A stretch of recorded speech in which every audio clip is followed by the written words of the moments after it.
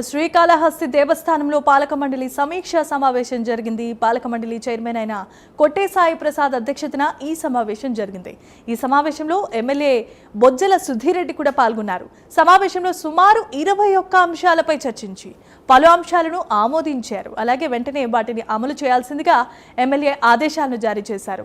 ఈ సందర్భంగా సామాన్యులు, స్థానిక భక్తులకు ప్రాధాన్యత కల్పించామన్నారు ఎమ్మెల్యే బొజ్జల సుధీర్ రెడ్డి.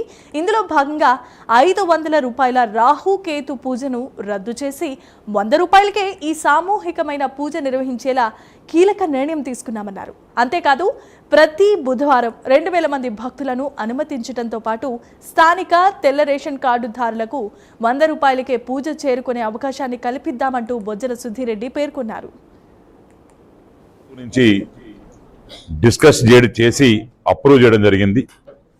దాంట్లో మెయిన్ ఇంపార్టెంట్ అంశాలు కొన్ని మీ ముందర ఒక 6 నుంచి 7 అంశాలు ముందు పెడుతున్నాం. దీంట్లో ముఖ్యంగా అతిపెద్ద అంశము ఈరోజు మనం డిస్కస్ చేసిందంటే ఎప్పుడు ఎన్నడూ లేని విధంగా, చరిత్రలో ఎప్పుడు జరగని విధంగా ఒక సామాన్య భక్తుడికి రాహుకేతు పూజ ఎలా చేయాలనే దాని మీద ఒక ఆలోచన వచ్చి సామూహిక రాహుకేతు పూజ అని పెట్టి 100 రూపాయలు ఛార్జ్ చేసి ఎవ్రీ వెనస్డే 2000 మందికి ఎవరైతే వైట్ రేషన్ కార్డ్స్ ఉన్నాయో, శ్రీకాళహస్తిలో ఉన్న అన్ని మండలాలు కావచ్చు, టౌన్ కావచ్చు, ఉన్న శ్రీకాళహస్తి కాన్స్టిట్యూన్సీ ఉన్న ఆధార్ కార్డు ఉన్న వారికి 100 రూపాయలకి రాహుకేతు పూజ అనేది కొత్తగా పెడుతున్నాం. దాని గురించి డిసిషన్ తీసుకోవడం జరిగింది.